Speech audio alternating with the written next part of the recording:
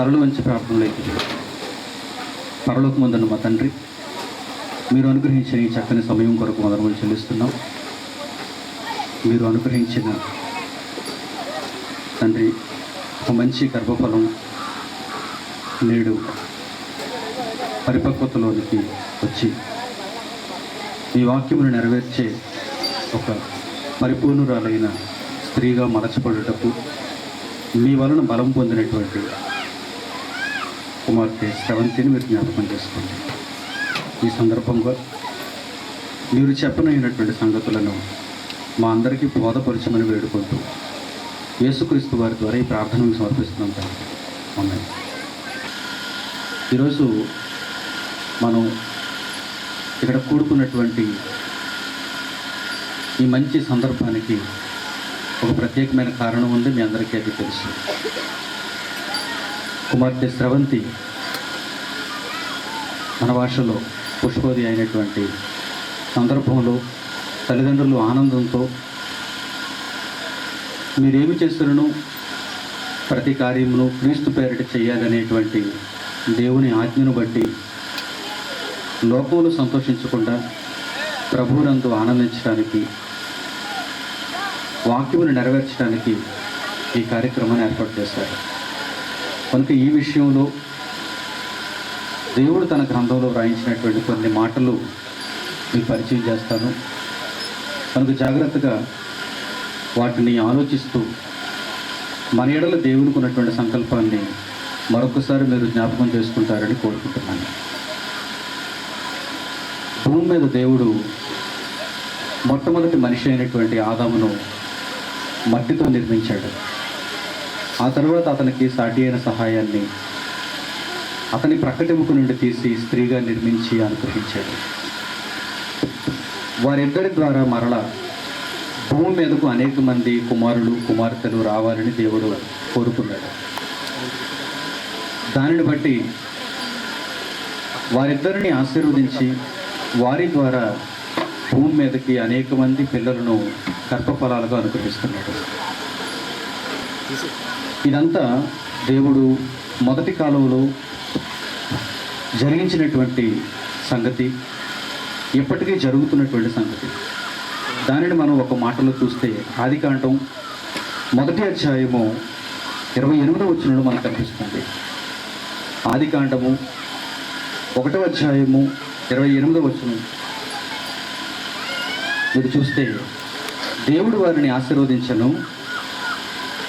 ఎట్లనగా మీరు ఫలించి అభివృద్ధి పొంది విస్తరించి భూమిని నిండించి దానిని లోపరుచుకున్నది.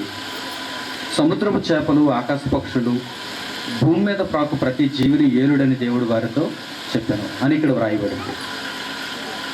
ఇక్కడ దేవుడు ఎవరిని ఉద్దేశించి ఈ మాటలు రాయిస్తున్నాడంటే ఆదాము, హవ్వ, వీరిద్దరూ మొదటి మానవులు. వారిద్దరిని దేవుడు ఆశీర్వదించి ఏమంటున్నాడంటే మీరు ఫలించి అభివృద్ధి పొంది విస్తరించండి అంటున్నాడు. అంటే ఆదాము ఎలాగైతే సృష్టింపబడ్డాడో అలాగే ఉండిపోకుండా, హవ్వ ఎలా సృష్టింపబడిందో అలాగే ఉండిపోకుండా వారిద్దరూ ఫలం తీసుకుని రావాలి, ఫలించాలి. ఫలించిన తర్వాత వారు అభివృద్ధిని పొందాలి. డెవలప్మెంట్ అంటారు దానినే, ఎదుగుదల అంటారు దానినే. మీరు ఫలించి అభివృద్ధి నొంది విస్తరించాలి అన్నాడు. అంటే ఫలించకపోతే, వారిలో అభివృద్ధి లేకపోతే వారిలో విస్తరణ జరగదు. అంటే వారి నుండి మరల కయ్యను, హేబెలు, షేతు, ఆ తర్వాత అనేక తరాలలో అబ్రహాము, మోషే, దావీదు, ఈ తరంలో మనం ఉండకపోతాం.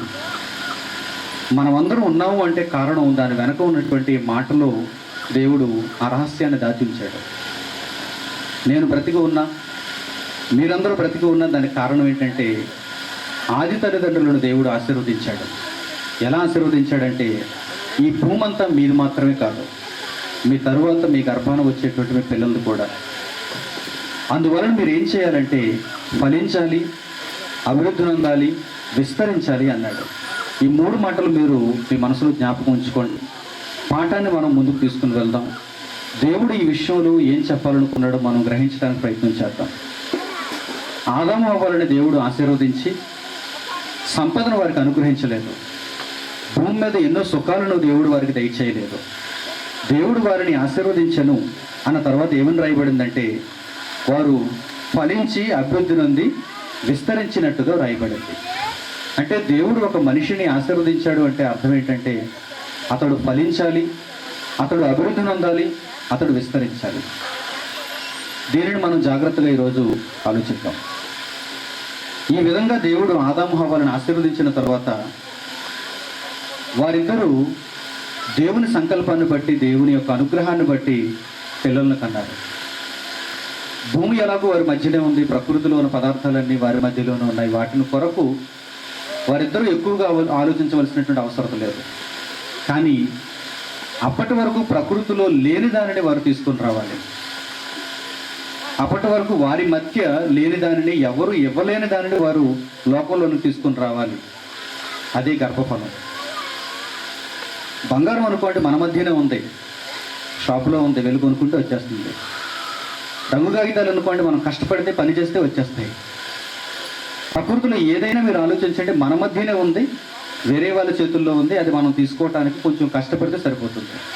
కానీ గర్భఫలం అనేది అలాంటిది కాదు. బజారు నుండి మనం కొనుక్కోలేదు, కోటీశ్వరుల దగ్గర నుంచి మనం తెచ్చుకోలేదు, లేక ప్రకృతిలో ఏదైనా పదార్థం నుంచి మనం దానిని సంపాదించుకోలేదు. మనం ఫలించాం, మనం అభివృద్ధి పొందాం, మనం విస్తరిస్తున్నాం. దీని వెనక దేవుడు అందుకే ఈ మంచి రహస్యాన్ని ఉంచాడు. మీరు పేదవారైనా దీనిని సంపాదించుకోవచ్చు, మీరు అందచందాలు లేనివారైనా, అధికారం లేనివారైనా, డబ్బు లేనివారైనా దీనిని సంపాదించుకోవచ్చు. ఆ విధంగా దేవుడు దీనిని ప్రవేశపెట్టాడు. ఎంత ఆలోచించాడో చూడండి దేవుడు. భూమి మీద చిన్న చిన్న పదార్థాలన్నింటినీ మీరు సంపాదించుకోవాలనుకుంటే కనుక మీరు కష్టపడాలి, మీరు దాని కొరకు సాధన చేయాలి. కానీ మీరు ఫలించాలి, అభివృద్ధిని అందాలి, విస్తరించాలంటే కనుక మీ మీద దేవుని అనుగ్రహం ఉండాలి, మీ మీద దేవుని ఆశీర్వాదం ఉండాలి.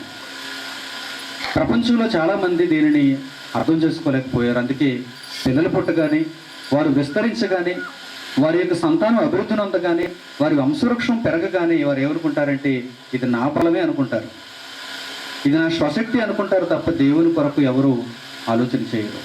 ప్రియమైన వారలారా, ఒక వ్యక్తి ఎదుగుతున్నాడంటే, ఒక వ్యక్తి తన నుండి పిల్లలను పొందగలుగుతున్నాడంటే దానికి ప్రధానమైన కారణం దేవుడు. అందుకే ఆదాము హవ్వలను భూమి మీదకు తీసుకుని వచ్చిన తర్వాత దేవుడు ఏమంటున్నాడంటే, మీరు ఫలించాలి, అభివృద్ధిని అందాలి, విస్తరించాలి అంటున్నాడు. ప్రకృతిలో లేని దానిని మీకు నేను అనుగ్రహిస్తాను అంటున్నాడు. అందుకే తరువాత మాటలకు వచ్చేసరికి హవ్వగారు ఏమంటున్నారు చూడండి. ఆదికాండం 4వ అధ్యాయం 1వ వచనంలో మీరు చూడగలిగితే, మనందరికీ తల్లి అయినటువంటి మొదటి తల్లి అయినటువంటి హవ్వ ఏమంటుందో అక్కడ మీకు కనిపిస్తుంది. ఆదికాండం 4వ అధ్యాయం 1వ వచనం. ఆదాము తన భార్య అయిన హవ్వను కూడినప్పుడు ఆమె గర్భవతి అయి కుమారుని కని ఏమని అంటుందో చూడండి, ఏమని మాట్లాడుతుందో చూడండి. యెహోవా దయ వలన నేను ఒక మనుష్యుని సంపాదించుకున్నాను అంటుంది చూడండి. అంటే ఈ ప్రకృతిలో మనకు ఒక కుమారుని ఎవరు ఇవ్వలేరు. ఈ ప్రకృతిలో మనకు ఒక కుమార్తెను ఎవరు ఇవ్వలేరు. ఒక వైద్యుడు కానీ, మనం తీసుకునేటువంటి ఔషధాలు కానీ, లేకపోతే ఈ రోజునటువంటి శాస్త్ర సాంకేతిక పరిజ్ఞానం కానీ, లేకపోతే ఒక మనిషి కానీ ఎవరు మనకు కుమారులను కానీ కుమార్తెలను కానీ ఇవ్వలేరు కనుక ఇప్పటికీ పిల్లలు లేని వారు ఆసుపత్రుల చుట్టూ తిరుగుతున్నారు. మాకు పిల్లలు లేరండి, మేము గుడ్రాలం అండి, మా కుటుంబానికి సంతానాన్ని అనుగ్రహించాలి, ఏదో ఒకటి చేయండి అని డాక్టర్ల కాళ్ళ వేళ పడుతుంటారు. వారి చేతుల్లోనే లేదు. వారు ఏదో కొన్ని మందులు ఇవ్వగలరు, వారు ఏదో కొన్ని ఉపశమనాలు చేయగలరు తప్ప గర్భఫలం ఇవ్వాలంటే కనుక ఖచ్చితంగా దేవుడే ఇవ్వాలి. అందుకే హవ్వ ఏమంటుందో తెలుసా, ఇక్కడ ఆదాము తన భార్య అయిన హవ్వను కూడిన తర్వాత వారిద్దరూ అభివృద్ధిని అందుతున్నారు, ఫలిస్తున్నారు. విస్తరించాలంటే కనుక వారి మీద దేవుని హస్తం ఉండాలి. అందుకే ఏమంటుందంటే ఆమె చాలా తెలివిగా మాట్లాడుతూ ఏమంటుందో చూడండి. యెహోవా దయ వలన నేను ఒక కుమారుని సంపాదించుకున్నాను, అతని పేరు కయ్యను. ఆ తర్వాత మరొక కుమారుని కంది, అతను కూడా యెహోవా దయ వలన వచ్చినటువంటి కుమారుడు, అతని పేరు హేబెలు. ఆ తర్వాత మరొక కుమారుని కంది, కుమార్తెలను కంది, షేతు. తర్వాత ఎంతోమంది కుమార్తెలు. వీరందరూ ఎవరి వలన భూమి మీదకి వచ్చారు అంటే దేవుని వలన, యెహోవా దయ వలన కుమారులను సంపాదించుకుంటున్నారు. ప్రియమైన వారులారా, ఈరోజు ప్రకృతిలో జరుగుతున్నటువంటి ఈ ప్రక్రియ అంతా, ఇదంతా దేవుని యొక్క ఆశీర్వాదాన్ని బట్టి జరుగుతుంది. దేవుని యొక్క సంకల్పాన్ని బట్టి జరుగుతుంది. ఒక మనిషి ఎదుగుతున్నాడంటే ఎందుకు ఎదుగుతున్నాడు? మనం తిండి పెట్టడం వల్ల కాదు, మనమేదో ఆలన పాలన చూస్తున్నట్టు కాదు, మనం పెంచుతున్నాం కనుక ఎదుగుతున్నాడు అనుకుంటే పొరపాటు. అతని వెనుక దేవుడు ఉన్నాడు. ఒక కుమార్తె వెనుక, ఒక కుమారుని వెనుక పరలోకంలో ఉన్న దేవుడు ఉన్నాడు. ఆయన మనకు కనిపించకపోవటం మన దురదృష్టం. ఆయనను మనం అర్థం చేసుకోకపోవటం అది మన దౌర్భాగ్యం.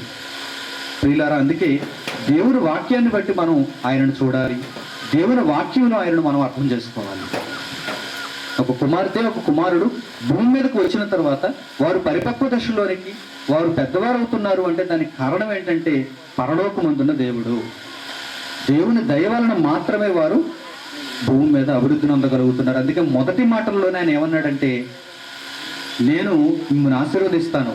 ఎలా ఆశీర్వదిస్తానంటే బంగారంతోనో, బట్టలతోనో, డబ్బులతోనో కాదు, ఇల్లులతోనో లేకపోతే మరేదైనా ఇతర వస్తువులతోనో కాదు. మీరు ఫలించాలి, అభివృద్ధి నొందాలి, విస్తరించాలి. కోట్ల రూపాయల ఆస్తి మన చేతుల్లో ఉన్న మనం మరుగుజ్జుగా ఉండిపోయాం అనుకోండి, మన మనసు ఎదగలేదనుకోండి, మన అవయవాలు ఎదగలేదనుకోండి, అది ఎందుకు ప్రయోజనం లేదు. మన వెనక ఆస్తి ఉండొచ్చు, కానీ మనలో ఎదుగుదల లేదు. అప్పుడు మనల్ని చూసిన వారందరూ కూడా చాలా నవ్విపోతారు, హేళన చేస్తారు. కానీ ఎవరూ ప్రకృతిలో ఇవ్వలేనిది పరలోకంలో ఉన్న దేవుడు మాత్రమే ఇచ్చేది. అదే దేవుని ఆశీర్వాదం. ఆ ఆశీర్వాదంలో ఏముందంటే ఫలించాలి, అభివృద్ధి నొందాలి, విస్తరించాలి. ఇది తెలియక ఈరోజు ప్రపంచంలో దాదాపుగా ప్రతి ఒక్కరూ ఇదే అజ్ఞాన దశలో ఉండిపోయారు. దీని గురించి దేవుడు కొన్ని మాటలు మాట్లాడుతున్నాడు. జాగ్రత్తగా చూద్దాం. కీర్తనల గ్రంథం 4వ అధ్యాయం చూడండి. ప్రజల అజ్ఞానాన్ని దేవుడు ఇక్కడ వ్రాయిస్తున్నాడు. కీర్తనల గ్రంథము 4వ అధ్యాయము 2వ వచనం జాగ్రత్తగా చూడండి. కీర్తనల గ్రంథము 4వ అధ్యాయము 2వ వచనం. కీర్తనల గ్రంథము 4వ అధ్యాయము 2వ వచనం. నరులారా, ఎంతకాలము నా గౌరవమును అవమానముగా మార్చెదరు అంటున్నాడు ఆయన. ప్రజల్ని ప్రశ్నిస్తున్నాడు చూడండి దేవుడు. ప్రజలందరూ ఏం చేస్తున్నారట? నరులందరూ ఏం చేస్తున్నారట? ఎంతకాలం నా గౌరవమును అవమానముగా మార్చెదరు. అంటే ప్రజలందరూ కూడా కలిసికట్టుగా కూడి పరలోకంలో ఉన్న దేవుని యొక్క గౌరవాన్ని అవమానంగా మార్చేస్తున్నారు. దేవుని యొక్క గౌరవాన్ని అవమానంగా మార్చేస్తున్నారు. బాగా అర్థం చేసుకోవాలి మీరు. దేవుడు రాయించినటువంటి ఆయన మాటల్లో ఎంత వాస్తవం ఉందో, అవి ఎంత గొప్ప మాటలో ఈరోజు మీకు అర్థమవుతాయి. ఏమన్నాడు చూడండి మరలా మాటలు. నరులారా, ఎంతకాలం నా గౌరవమును అవమానముగా మార్చెదరు. అంటే పరలోకంలో ఉన్న దేవుని గౌరవం భూమి మీద ఉంది. పరలోకంలో ఉన్న దేవుని గౌరవం భూమి మీద ఉంది. ఈ భూమి మీద ఉన్న గౌరవాన్ని మనుషులు ఏం చేస్తున్నారన్నమాట? అవమానంగా మార్చేస్తున్నారు. అవమానంగా మార్చేస్తున్నారు. ఇంటిలో ఒక స్త్రీ ఉంటుంది. ఆ స్త్రీ చాలా గౌరవంగా బ్రతుకుతుంది. భర్త తాగుబోతు అనుకోండి, ఆ స్త్రీ గౌరవాన్ని ఏం చేస్తాడు భర్త? అవమానంగా మార్చేస్తాడు. అంటే ప్రతిరోజు తాగొచ్చి ఇంట్లో గొడవ పెడుతుంటాడు. భార్య ఏమనుకుంటుంది? నేను చాలా గౌరవంగా బ్రతుకుతున్నాను, నేను చాలా బాధ్యతగా బ్రతుకుతున్నాను, ఇప్పటి వరకు పరాయి వారికి మనం తెలియదు, చాలా గౌరవంగా చాలా ఉన్నతంగా మనం బ్రతుకుతున్నాం, మన యొక్క కుటుంబ గౌరవాన్ని బజారుకి ఏడ్చొద్దు అని కాళ్ళ వేళ్ళ పడుతుంది. అయినా సరే ఏం చేస్తాడు? మద్యం మత్తులు వినడు, మాట వినడు. అంటే ఏం చేస్తున్నాడు అన్నమాట? గౌరవాన్ని అవమానంగా మార్చడానికి ప్రయత్నం చేస్తున్నాడు. ఇదొక్కటే కాదు, సమాజంలో ఎందరో అన్ని విధాలుగా దేవుని గౌరవాన్ని అవమానంగా మార్చేస్తున్నారు. దేవుని గౌరవం ఏంటి అనగానే మనకు ఆదికాండంలో కనిపించింది. దేవుని ఆశీర్వాదం, దేవుడిచ్చే ఫలింపు, దేవుడిచ్చే అభివృద్ధి, దేవుడిచ్చే విస్తరణ. దీనిని రోజు మనిషి ఎలా మార్చేస్తున్నాడంటే అవమానంగా మార్చేస్తున్నాడు. ఒక స్త్రీని చూస్తే ఈరోజు ప్రకృతిలో ఉన్న ప్రజలకు ఎవరు గుర్తొస్తారు చెప్పండి? ఏం గుర్తొస్తుంది చెప్పండి? ఆ స్త్రీ వెనక ఉన్న దేవుడు గుర్తొస్తున్నాడా? ఈ స్త్రీని ఇలా చేసింది దేవుడు, ఈ స్త్రీని ఇలా తయారు చేసింది దేవుడు, ఇలా ఎవరికైనా గుర్తొస్తున్నాడో చూడండి దేవుడు. ప్రకృతిలో ఎవరికైనా ఒక సినిమా తీస్తారు, ఆ సినిమాలో ఒక హీరోయిన్ పెట్టుకుంటారు. ఎందుకు పెట్టుకుంటారు హీరోయిన్ని? ఆ స్త్రీ వెనక, ఆ హీరోయిన్ వెనకున్న దేవుని చూపించడానిక? కానీ కాదండి, ఆ హీరోయిన్ యొక్క అందచందాలు చూపించడానికి. చిన్న చిన్న దుస్తులు వేసి ఆ హీరోయిన్ ఎలా చూపించకూడదో అలా చూపించి ఈ హీరోయిన్ యొక్క అందాన్ని మనుషులకు చూపించి నేను డబ్బులు చేసుకోవాలనుకుంటాడు. ఎంత గొప్ప డైరెక్టర్ అయినా కావచ్చు వాడు. అందరూ స్త్రీలే, హీరోయిన్ మాత్రమే కాదు, అందులో నటీనట వర్గం అంతా స్త్రీలే. ఆ స్త్రీలందరినీ ఎలా చూపించాలనుకుంటాడంటే ఎవడో అక్కడ ఒక్కడో ఇద్దరో ముగ్గురో తప్ప మిగిలిన వారందరూ కూడా వారి గౌరవాన్ని అవమానంగా మార్చేస్తారు. ఏ స్త్రీకైనా గౌరవం ఉంటుంది. లేదండి ఈ హీరోయిన్కి గౌరవం ఉంటుంది, ఆ హీరోయిన్ గౌరవం ఉంటుంది, అందుకనే ఆమె ఐటమ్ సాంగ్లు పెట్టామని అంటారా? తప్పు కదా. ఏ స్త్రీ అయినా సరే గౌరవింపదగినది. భారతదేశంలో స్త్రీలు గౌరవింపదగిన వారు మనం నేర్చుకున్నాం చిన్నప్పుడు. ప్రపంచవ్యాప్తంగా ఉన్న స్త్రీలు గౌరవింపదగిన వారు మనం నేర్చుకున్నాం. బైబిల్ చెప్పింది. ఒక స్త్రీని చూస్తే ఆ స్త్రీ వెనక దేవుణ్ణి చూడమని బైబిల్ నేర్పించింది. ఎవడు చూడగలుగుతున్నాడు ఈరోజు? ఎవరు చూపించగలుగుతున్నారు ఈరోజు? ఒకవైపు ప్రజానీకాన్ని చూస్తే, ఒకవైపు నరులను చూస్తే వీరేమనుకుంటున్నారు? మాకు అలాగే చూపించాలంటున్నారు వీరు కూడా. డైరెక్టర్ మాకు అలాగే చూపించాలి, నిర్మాత మాకు అలాగే చూపించాలి. బాగా ఆలోచించాలి మీరు. మన గౌరవం ఏమైపోతుంది? మన మధ్యనున్న దేవుడు మనకిచ్చిన గౌరవం ఏమైపోతుంది? ఇదంతా అవమానంగా మారిపోతుంది. ఒక్కసారి గౌరవం అవమానంగా మార్చబడితే ఆ అవమానాన్ని మరలా గౌరవంగా మనం మార్చలేం. స్త్రీలారా జాగ్రత్తగా మీరు ఆలోచించాలి. అందుకే ఇక్కడ ఏమని రాయబడిందో చూడండి. నరులారా ఎంత కాలము నా గౌరవమును అవమానంగా మార్చేతారంటే ప్రతిరోజు మీరు ఎలాగే ప్రవర్తిస్తున్నారు అన్నది దేవుని ఉద్దేశం అన్నమాట. అక్కడ క్రింది మాట కూడా చూడండి ఏమంటున్నాడు? ఎంతకాలము వ్యర్థమైన దానిని ప్రేమించెదరు, ఎంతకాలము అబద్ధమైన వాటిని వెదకెదరు అంటున్నాడు. చూడండి, అంటే ఇదంతా అబద్ధం అన్నమాట. స్త్రీలను చూపించి వారిలో ఉన్న అందాన్ని చూసి మీరందరూ ఆనందించాలి అనేది అబద్ధం అన్నమాట. అదంతా వ్యర్థమైనదన్నమాట. మరి అర్థం కలిగినదేంటి, మంచిది ఏంటి అనగానే ఒక స్త్రీని చూడగానే మనకు దేవుడు గుర్తుకు రావాలి. ఆ స్త్రీ ఎందుకలా మారిందంటే భూమి మీద అనేక మంది మనుషులను తీసుకుని రావటానికి ఒక పురుషునికి సాటి అయిన సహాయంగా ఆమె మలచబడింది, ఆమె ఇవ్వబడింది. అది దేవుని గౌరవం. ఆ గౌరవంలో ఏముందంటే ఫలింపు ఉంది, అభివృద్ధి ఉంది, విస్తరణ ఉంది. ఆ గౌరవాన్ని బట్టే కదా మీరు నేను ఈరోజు భూమి మీదకి వచ్చాం. ఆ గౌరవాన్ని బట్టే కదా ఈరోజు 700 కోట్ల మంది మనుషులు భూమి మీద బ్రతకగలుగుతున్నారు. అదేనండి గౌరవం అంటే. ఈ గౌరవాన్ని అవమానంగా మార్చేస్తున్నారు అని దేవుడు బాపోతున్నాడు. అందుకే ఆయన మాటలు తన గ్రంథంలో రాయించాడు. మరొక మాట చూపిస్తాను మీకు. మనుషుల యొక్క పోకడను గురించి ఆయన రాయించిన మాట. యోధా పత్రిక 1వ అధ్యాయం, ఒకే ఒక అధ్యాయం ఉంటుంది 10వ వచనం నుంచి. యోధా పత్రిక 1వ అధ్యాయము 10వ వచనం నుంచి జాగ్రత్తగా చూడండి. యోధా పత్రిక 1వ అధ్యాయము 10వ వచనం నుంచి. వీరైతే తాము గ్రహింపని విషయములను గూర్చి దూషించువారై వివేక శూన్యములకు మృగముల వలె వేటిని స్వాభావికముగా ఎదుగుదురో వాటి వలన తమ్మును తాము నాశనము చేసుకొనిచున్నారు అని వ్రాయబడింది. సరే, మనుషులు వీరైతే ఎలాంటి వారో తెలుసా? తాము గ్రహింపని విషయములను గూర్చి దూషించువారు. లోకంలో వారికి ఏమీ తెలియదు, వారు దేవుని విషయాలను ఇంకా గ్రహించలేదు. అలాంటి పరిస్థితుల్లో వారు దూషించువారై వివేక శూన్యములకు మృగముల వలె వేటిని స్వాభావికంగా ఎరుగుదరో వాటి వలన తమను తామే నాశనము చేసుకొనిచున్నారు. మనుషులు ఎలా ఉన్నారో చూడండి.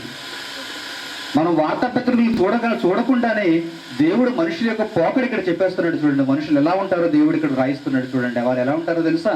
మృగములు లాంటి వారు అన్నాడు, జంతువులు లాంటి వారు అన్నాడు. మనిషి రోజు ఎలాంటి అభిప్రాయానికి వచ్చేసాడంటే, నేను మగవాడిని, నేను ఒక స్త్రీని చూసి వివాహం చేసుకోవాలి, నేను పిల్లల్ని కనాలి, ఆ పిల్లల్ని పెంచి పెద్ద చేయాలి, నేను ఈ లోకాన్ని విడిచి వెళ్ళిపోవాలి, ఇలాగే ఆలోచిస్తున్నాడు మనిషి. ఒకవేళ ఇది మాత్రమే మనిషి యొక్క జీవన పరమార్థం అయితే జంతువుకు మనిషికి తేడా లేదు, ఒక మృగానికి మనిషికి తేడా లేదు. ఎందుకంటే మృగం కూడా ఏం చేస్తుంది? ఒక ఆడ మృగాన్ని చూసుకుంటుంది, తర్వాత పిల్లల్ని కంటుంది, ఆ పిల్లల్ని పెద్ద చేస్తుంది, చచ్చిపోతుంది. అంటే ఆ పరిస్థితుల్లో మృగానికి మనిషికి తేడా ఏంటి చెప్పండి? మనిషి ఇక్కడే ఆగిపోయాడు కనుక మనిషి ఎలా మారిపోయాడు తెలుసా? మృగంగా మారిపోయాడు. అందుకే అప్పుడప్పుడు మీకు వార్తాపత్రికలో చూపిస్తుంటారు, టీవీలో చెప్తుంటారు, మగాళ్ళు కాదు వీళ్ళు మృగాళ్ళు అంటుంటాడు. అందుకే మానవ మృగాలు అంటుంటాడు. అందుకే TV9 వాడు అప్పుడప్పుడు. ఎందుకు? మనిషి కాదు వాడు, మృగంగా మారిపోయాడు.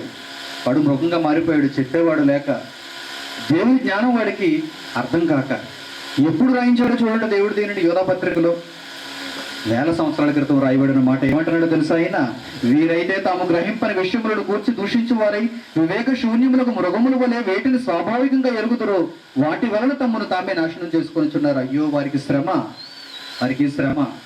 ఏదో కొంతకాలం అనుభవిస్తున్నాం, కొంతకాలం ఆనందిస్తున్నాం అనుకుంటున్నారు, కానీ ఆ తర్వాత దేహాన్ని విడిచిపెట్టినటువంటి ఆత్మలుగా వారు శ్రమనొందక తప్పదు అంటున్నాడు. అయ్యో వారికి శ్రమ.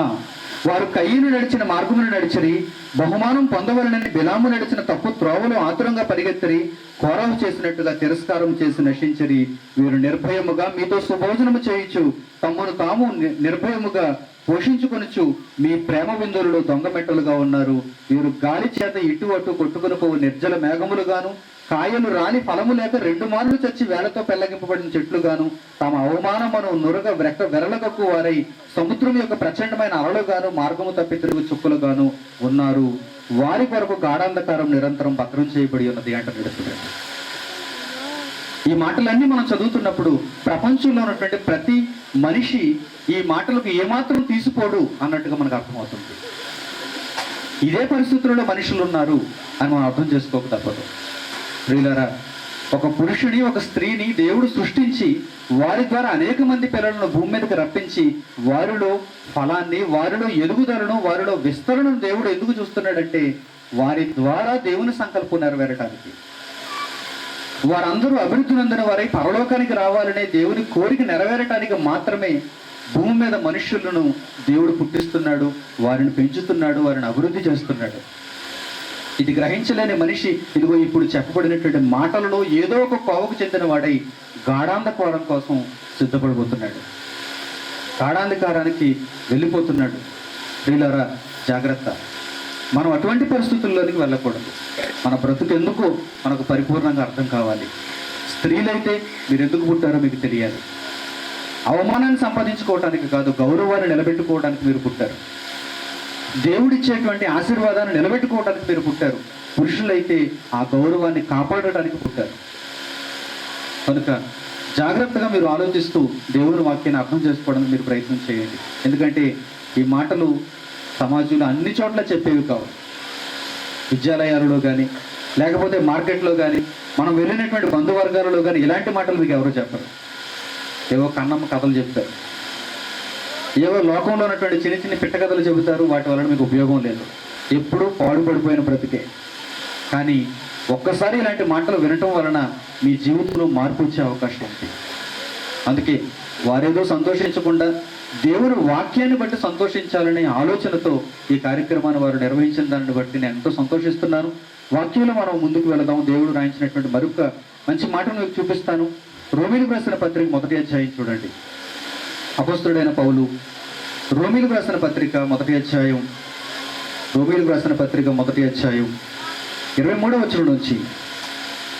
అపొస్తలుడైన పౌలు రోమీయులకు రాసిన పత్రిక 1వ అధ్యాయం 23వ వచనం నుంచి. వారు అక్షయుడకు దేవుని మహిమను క్షయమగు మనుషుల యొక్కయు, పక్షుల యొక్కయు, చతుష్పాద జంతువుల యొక్కయు, పురుగుల యొక్కయు ప్రతిమా స్వరూపముగా మార్చింది. పరలోకంలో దేవుడు అర్థం కాలేదు మనుషులకు అని ఈ మాటను బట్టి మనకు అర్థమవుతుంది. భూమి మీద మనిషి ఎన్ని రకాలుగా దేవుని స్వరూపాన్ని మారుస్తున్నాడో చూడండి. వారు అక్షయుడకు దేవుని మహిమను క్షయమగు మనుషుల యొక్క, పక్షుల యొక్క, చతుష్పాద జంతువుల యొక్క, పురుగుల యొక్క ప్రతిమా స్వరూపముగా మార్చేశాడు. ఈ హేతువు చేత వారు తమ హృదయముల దురాశను అనుసరించి తమ శరీరములను పరస్పరం అవమానపరుచుకున్నట్లు దేవుడు వారిని అపవిత్రతకు అప్పగించెను అని వ్రాయబడింది.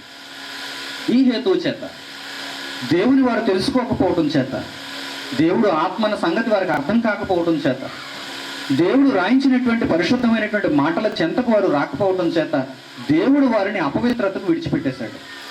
మీ దారిని మీరు పొండి అన్నాడు, మీ చెడు మార్గంలోనే మీరు వెళ్ళిపోండి అన్నాడు. ఎందుకంటే దేవుని మాటల దగ్గరకు మనిషి రాలేదు. అందుకే ఏమన్నాడు చూడండి, ఈ హేతువు చేత మీరు నా దగ్గరకు రాకపోవటాన్ని బట్టి, మీరు ఎందుకు ఎదుగుతున్నారో మీకు తెలియకపోవటాన్ని బట్టి, మీరు ఎందుకు పుట్టారో మీకు అర్థం కాకపోవడాన్ని బట్టి ఈ హేతువు చేత మీరు మీ హృదయంలో దురాశలను అనుసరించి, హృదయంలో దురాశ పుట్టింది. ఒక స్త్రీని చూడగానే దురాశ, ఒక పురుషుని చూడగానే దురాశ.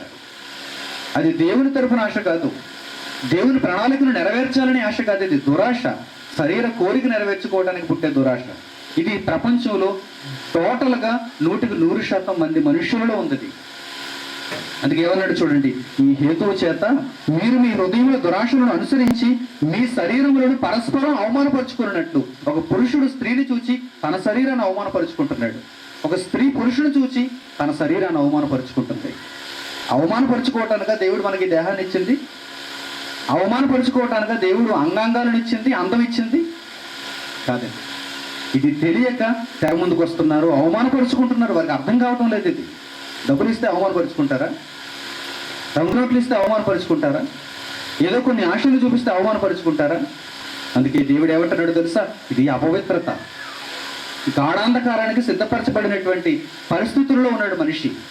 అందుకే ఏమన్నాడు చూడండి, మీ శరీరములను పరస్పరం అవమానపరుచుకున్నట్లు దేవుడు మిమ్మును అపవిత్రతకు అప్పగించెను అంటున్నాడు. ఇది అపవిత్రత. ఇప్పుడు చెప్పండి, సమాజంలో ఎంతమంది మనుషులు అపవిత్రతలో ఉండిపోయారు?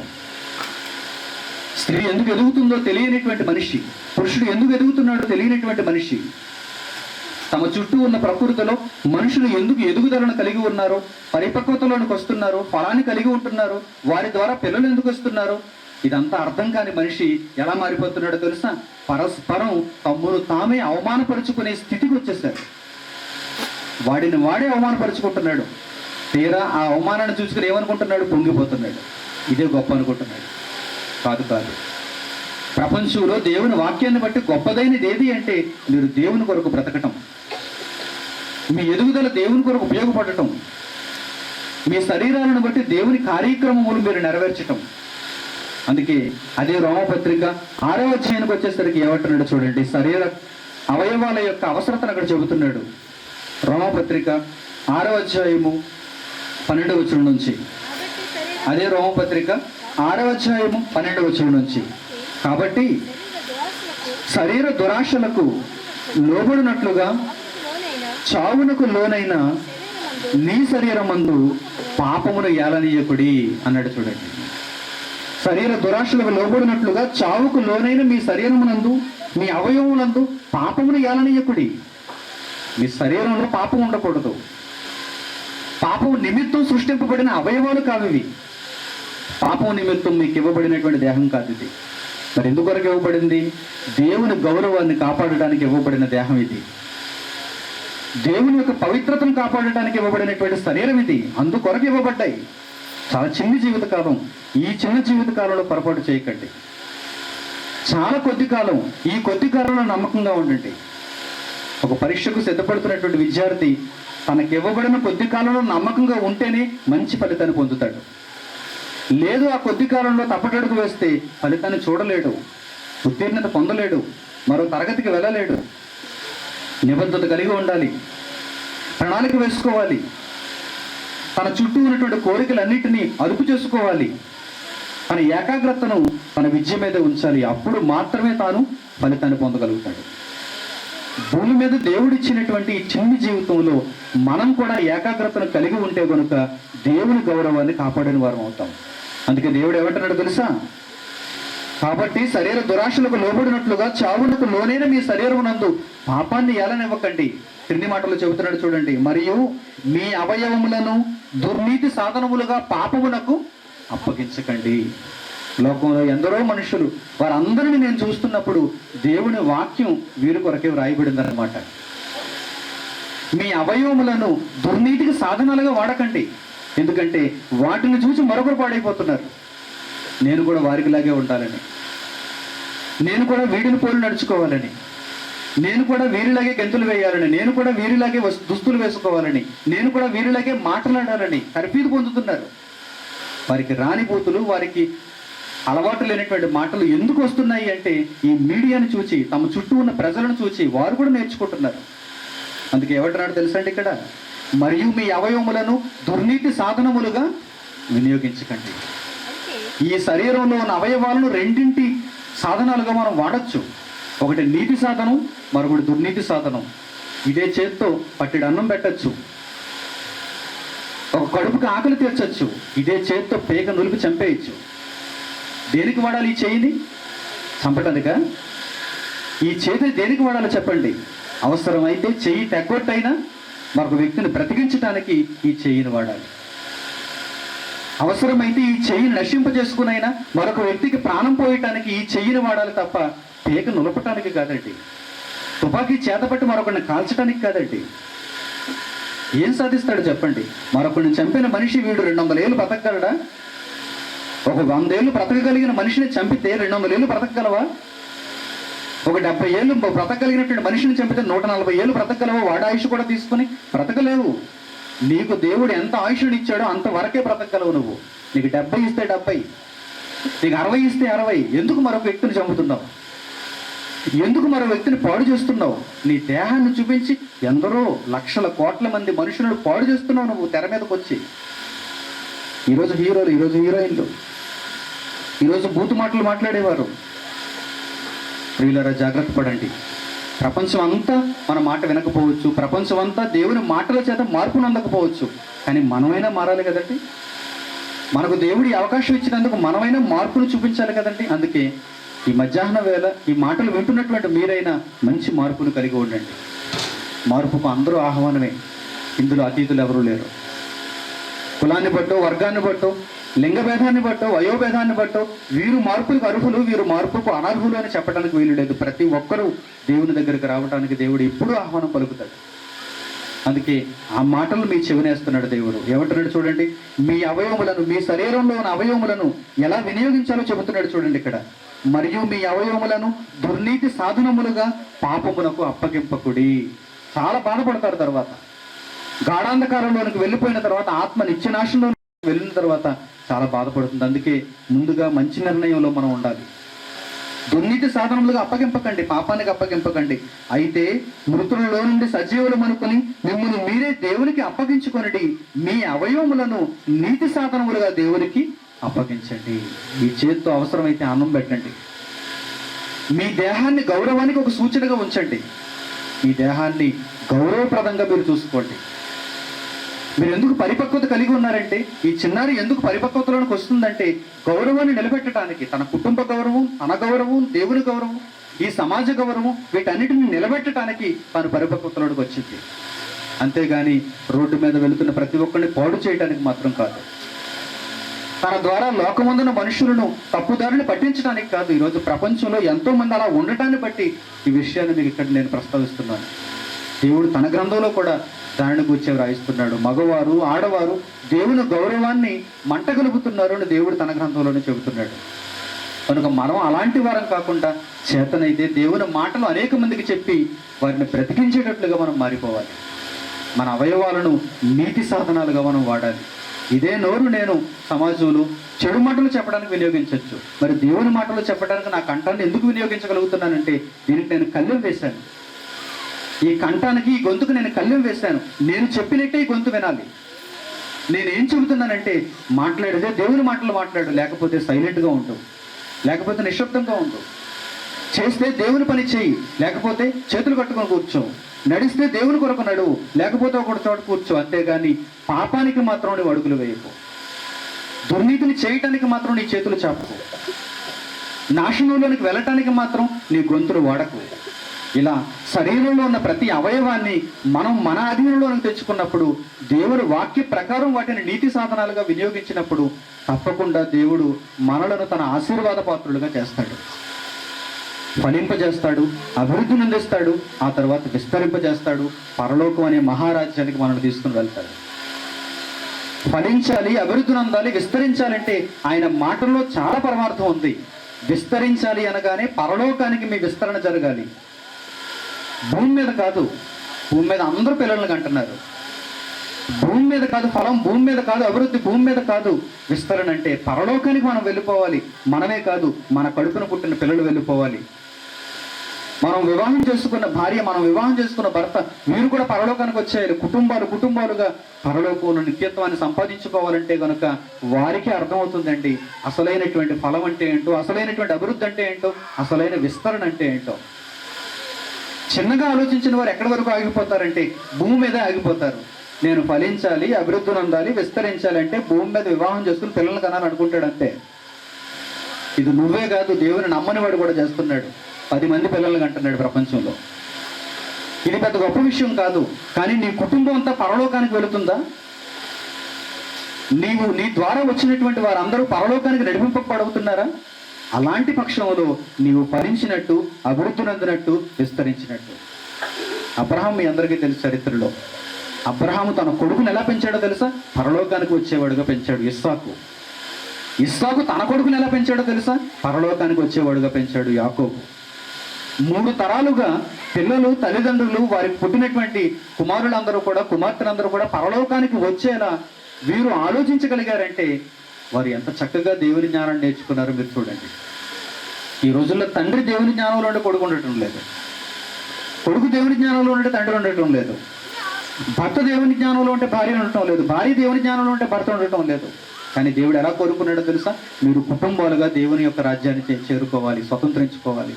అప్పుడు మాత్రం మీకు ఏ వాక్యం అర్థమైనట్టు, మీరు ఎలా ఫలించాలో, ఎలా అభివృద్ధి పొందాలో, ఎలా విస్తరించాలో మీకు తెలిసినట్టు. మీ విస్తరణ పరలోకానికి జరగాలి. మీ కుటుంబం పరలోకానికి అడుగు పెట్టేలా మీ ఆలోచన ఉండాలి. ప్రియులారా, ఒక మంచి మాట చూపిస్తాను, జాగ్రత్తగా చూడండి. అపొస్తలుల కార్యములు 2వ అధ్యాయం, అపొస్తలుల కార్యములు 2వ అధ్యాయం 17వ వచనం. అపొస్తలుల కార్యములు 2వ అధ్యాయం 17వ వచనం. అంత్యదినముల యందు నేను మనుషులందరి మీద నా ఆత్మను కుమ్మరించెదను. మీ కుమారులను, మీ కుమార్తెలను ప్రవచించెదరు. మీ యవ్వనులకు దర్శనములు కలుగును. మీ వృద్ధులు కలలు కందులు. ఆ దినములలో నా దాసుల మీదను, నా దాసులండ్ర మీదను నా ఆత్మను కుమ్మరించెదను కనుక వారు ప్రవచించెదరు అన్నాడు. చూడండి, ఈ మాటల్లో ఎంత అర్థం ఉందో తెలుసా? అన్ని తరాలను దేవుడు అక్కడ స్పృశిస్తున్నాడు. వృద్ధులను గురించి మాట్లాడుతున్నాడు, యవ్వనుల గురించి మాట్లాడుతున్నాడు, స్త్రీలను గురించి మాట్లాడుతున్నాడు, పురుషుల గురించి మాట్లాడుతున్నాడు, పిల్లల గురించి మాట్లాడుతున్నాడు. ఏంటి ఆయన మాటల్లో ఉన్న పరమార్థం? మీరు దేవుని నమ్ముకుంటే మీతోనే ఆ నమ్మిక ఆగిపోకూడదు. మీ తర్వాత మీ పిల్లలకు దానిని సంక్రమింప చేయాలి. మీరు ఫలిస్తున్నారంటే మీతోనే ఆగిపోకూడదు. ఆ తర్వాత కొన్ని తరాల పాటు మీ వాక్యం, మీరు చెబుతున్న వాక్యం నిలబడాలి. ప్రవక్త ద్వారా, యోవేలు ప్రవక్త ద్వారా ఏం చెబుతున్నాడు చూడండి. అంత్యదినముల యందు నేను మనుషులందరి మీద నా ఆత్మను కుమ్మరించాలి. మనుషులందరి మీద, ఒక కుటుంబంలో ఒక వ్యక్తి ఉంటే, ఒక పాస్టర్ ఉంటే అతని మీద మాత్రమే కాదు, మనుషులందరి మీద అంటున్నాడు చూడండి. అంటే కుటుంబాల మీద, మనుషులందరి మీద, సంఘానికి వచ్చే వారందరి మీద. దేవుని ఆశ ఎంత గొప్పగా ఉందో చూసారా? అంత్యదినముల యందు నేను మనుషులందరి మీద నా ఆత్మను కుమ్మరించెదను. మీ కుమారులు ప్రవచిస్తారు, మీ కుమార్తెలు కూడా ప్రవచిస్తారు. ఒక స్త్రీ ఇక్కడికి నించొని స్టేజ్ మీద మీ అందరిని గురించి ఉద్దేశించి మాట్లాడుతున్నప్పుడు ఎంతో సంతోషించాలి మనం. ఎందుకంటే ఒక స్త్రీగా ఆమె తన గౌరవాన్ని నిలబెట్టుకుంది. ఒక పురుషుడు చేయలేనటువంటి కార్యక్రమాన్ని ఆమె చేయగలుగుతుందంటే మనం అందరం చాలా అభినందించాలి. ఇలా ఉండాలి స్త్రీ అంటే. అంతేగాని లోకంలో చెడుగా తిరిగేటువంటి స్త్రీగా ఉండకూడదు. చూసారా, దేవుడు అనుకున్నటువంటి మాటలు మన ద్వారా నెరవేరాలండి. అది దేవుడు కోరుకున్నాడు. మీ కుమారుల మీద, మీ కుమార్తెల మీద నేను నా ఆత్మను కుమ్మరించెదను, వారు ప్రవచించెదరు అంటున్నాడు. చూడండి, 2 మాటలు 18వ వచనంలో, ఆ దినములలో నా దాసుల మీద, నా దాసురాండ్ర మీద నా ఆత్మను కుమ్మరించెదరు గనుక వారు ప్రవచించెదరు అంటున్నాడు. అంటే దేవుడు భూమి మీద ఉన్న ప్రతి ఒక్కరూ దేవుని కొరకు మాట్లాడాలి, వారి గౌరవాన్ని నా కొరకు నిలబెట్టుకోవాలి అని ఆశపడుతున్నాడు. ఫిలిప్ అనేటువంటి ఒక శిష్యుడు మీకు తెలుసు, అదే అపొస్తలుల కార్యంలో ఉంటాడు. చూడండి, ఫిలిప్పు. అపొస్తలుల కార్యములు 21వ అధ్యాయం చూడండి, 8వ వచనం. అదే అపొస్తలుల కార్యములు 21వ అధ్యాయము 8వ వచనం. 8వ వచనం. మరునాడు మేము బయలుదేరి కైసరికి వచ్చి 7గురిలో ఒకడును సువార్తికుడునైన ఫిలిప్పు ఎంట ప్రవేశించి అతని యొద్ద ఉంటుంది. ఫిలిప్ అనేటువంటి ఒక మంచి సువార్తికుడు ప్రారంభ శతాబ్దంలో మనకు కనిపిస్తున్నాడు. అతని దగ్గరకు వెళ్ళారు శిష్యులు, అపొస్తలులు. 9వ వచనం చూడండి. కన్యకులుగా ఉన్న 4 కుమార్తెలు అతనికి ఉండరి. ఫిలిప్కి ఎంతమంది పిల్లలు ఉన్నారు? 4 ఆడపిల్లలు అంటే. 4 కన్యకులుగా ఉన్న 4 కుమార్తెలు అతనికి ఉండరి. వారు ఎలాంటి వారో చూడండి.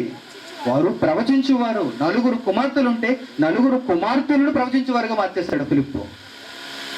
అందుకే దేవుని గ్రంథంలో ఫిలిప్పుకు అతని కుమార్తెలకు చోటు దక్కింది.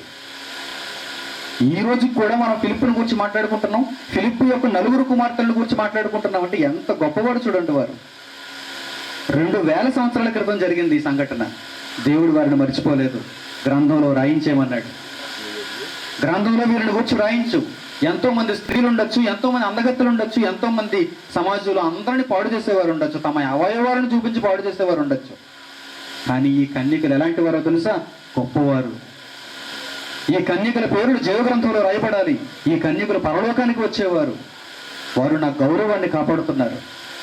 ఫిలిప్పుకు 4 కుమార్తెలు ఉండరి, వారు కన్యకలు. వారు ఎలాంటి వారో తెలుసా? ప్రవచించువారు. ఆ 4 ప్రవచించువారు. ప్రియులారా, ఇది దేవుడు మనుషుల మీద అనుగ్రహిస్తున్న ఆశీర్వాదం. ఒక స్త్రీ దేవుడు తనకు ఇచ్చిన ఆశీర్వాదాన్ని గుర్తించలేకపోతుంది. ఒక పురుషుడు తనకు దేవుడు ఇచ్చిన ఆశీర్వాదాన్ని గుర్తించలేకపోతున్నాడు. దేవుని గౌరవాన్ని కాపాడలేకపోతున్నాడు. అందుకే దేవుడు తన గ్రంథంలో నా గౌరవాన్ని అవమానంగా మార్చేస్తున్నారు నరులందరూ అని బాధపడుతున్నాడు ఆయన. ఆ బాధగానే ఉండిపోకుండా ఈ మాటలు విన్న తర్వాతనైనా మనం ఆ గౌరవాన్ని కాపాడాలి. పురుషునిగా అయితే పురుషునిగా, స్త్రీగా అయితే స్త్రీగా మనం ఎదుగుతున్న కొద్దీ మనం ఫలించాలి, అభివృద్ధి నొందాలి, మన విస్తరణ పరలోకానికి జరగాలి. మనం ఖచ్చితంగా దేవుని రాజ్యాన్ని స్వతంత్రించుకుని గొప్పవారంగా మారిపోవాలి. దేవుని వాక్యాన్ని నేర్చుకునే వారంగా మారిపోవాలి. అలాంటి విషయంలో చిన్నారి స్రవంతి చిన్ననాటి నుండి బైబిల్ని చేతపట్టి వాక్యాన్ని నేర్చుకోవటంలో చాలా ఆసక్తిని చూపించేటువంటి బిడ్డ కనుక తన జీవితకాలంలో దేవుడిచ్చినటువంటి ఆ ఎదుగుదలను దేవుని కొరకు వినియోగిస్తూ ఒక మంచి కన్యకగా, ప్రవచించే కన్యకగా, దేవుని వాక్యాన్ని ప్రకటించే కన్యకగా ఎదగాలని కోరుకుంటూ, అలాగే మీ పిల్లలు మీరు కూడా దేవుని ఇష్టాన్ని, దేవుని యొక్క చిత్తమును నెరవేర్చాలని కోరుకుంటూ ఈ నా మాటలు ముగిస్తున్నాను. ప్రార్థన చేసుకుందాం. తరలు వంచి ప్రార్థనలోకి వచ్చింది. పరలోకమందున్న మా తండ్రి, మీరు అనుగ్రహించినటువంటి చక్కని సమయం కొరకు, మీరు దయచేసినటువంటి మాటల కొరకు మీకు వందనములు చెల్లిస్తున్నాం. గ్రంథంలో వ్రాయబడినటువంటి మంచి సంగతులు తండ్రి ఈ సమయంలో మా చెవిని మీరు వినిపించారు. విన్న మాటల్లో దేనిని మేము మరిచిపోకుండా, మేరకుండా మీ చిత్తమును నెరవేర్చడానికి సిద్ధ మనస్సును కలిగి ఉండటానికి మాకు సహాయం చేయండి. తండ్రి, మీ కుమార్తె స్రవంతిని మీరు జ్ఞాపకం చేసుకున్నారు.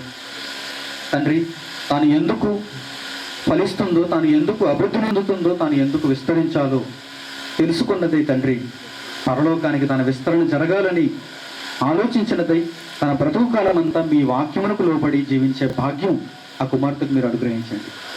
అలాగే ఆమె తల్లిదండ్రులను మీరు జ్ఞాపకం చేసుకుని వాక్యంలో మాత్రమే ఆ బిడ్డను పెంచగలుగుటకు వారికి సహాయం చేయండి. లోకంలో ఎందరూ, మా చుట్టూ ఉన్నటువంటి మనుషులందరూ మీ గౌరవమును అవమానంగా మారుస్తున్న ఆ మలినంలో ఉన్నటువంటి మేము ఆ మలినాన్ని అంటించుకోకుండా జీవవాక్యాన్ని చూపిస్తూ ఎప్పుడూ నక్షత్రముగా వెలిగేటువంటి భాగ్యం మాకు దయచేయండి. పరలోక రాజ్యాన్ని సంపాదించుకున్నటకు, నిత్యత్వంలో అడుగుపెట్టుటకు తండ్రి, మా తరువాత తరాలకు కూడా దేవుని వాక్యాన్ని అందించే వీరులుగా మేము బ్రతకడానికి సహాయం చేయమని కోరుకుంటూ, భవిష్యత్ కాలంలో మీ చిత్తమైతే మరొకసారి మీ పిల్లలందరితో దేవుని వాక్యాన్ని పంచుకునే అవకాశం కల్పించమని వేడుకుంటూ, తదుపరి కార్యక్రమం అంతా మీ చేతులకి అప్పచెబుతూ యేసుక్రీస్తు వారి ద్వారా ఈ ప్రార్థన సమర్పిస్తున్నాం తండ్రి. అందరికి వందనములు. సెలవు.